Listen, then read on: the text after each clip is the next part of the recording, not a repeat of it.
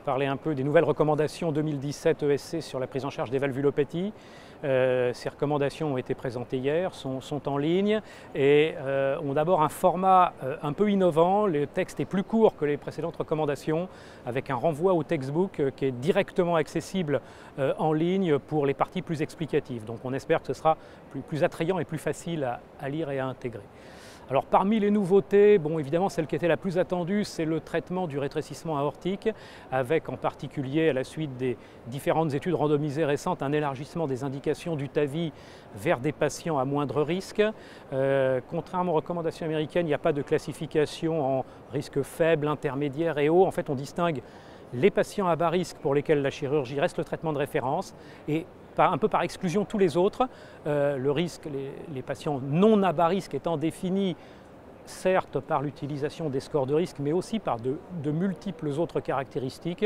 Et chez ces patients, l'alternative est entre le TAVI et la chirurgie, le choix étant fait par le Heart Team, l'équipe multidisciplinaire, en prenant bien garde de se focaliser sur un seul critère. Il y a d'ailleurs tout un tableau qui est dédié à la liste des facteurs à prendre en compte pour le choix des différents traitements. Mais bien sûr, ça débouchera sur une augmentation des procédures de TAVI, puisque ça va concerner beaucoup plus de patients avec toute cette catégorie des risques intermédiaires.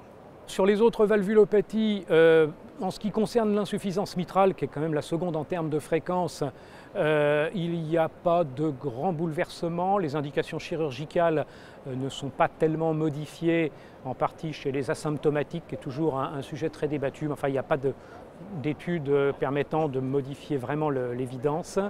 Bien sûr, toujours l'accent mis sur la plastie mitrale et puis la distinction entre les insuffisances mitrales primaires et secondaires, comme c'était déjà le cas avant.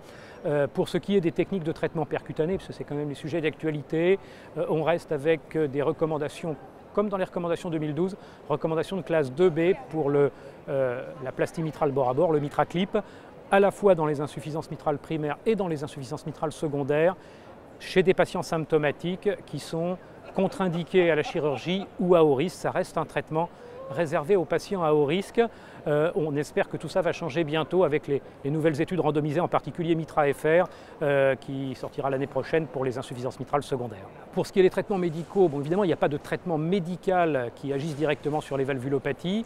En revanche, les traitements médicamenteux ont leur place, en particulier tous les traitements antithrombotiques, en particulier chez les patients déjà opérés.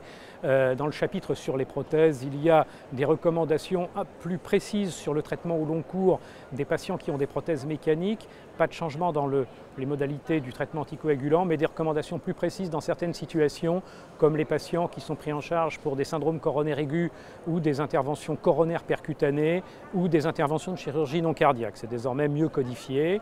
La place des nouveaux anticoagulants ou des anticoagulants directs est maintenant beaucoup plus précisée parce que ces traitements souffrent toujours de l'AMM initiale qui mentionne fibrillation atriale non valvulaire. Donc si on le prend au pied de la lettre, on exclut toutes les valvulopathies, ce qui n'est pas justifié.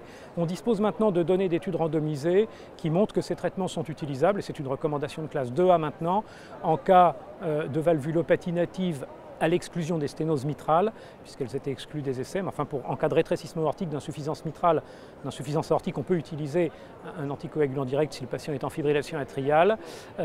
Pour les prothèses, il y a également une recommandation de classe 2A pour l'utilisation chez les patients qui ont des bioprothèses et qui sont en fibrillation atriale, même si on manque de données dans ce groupe particulier.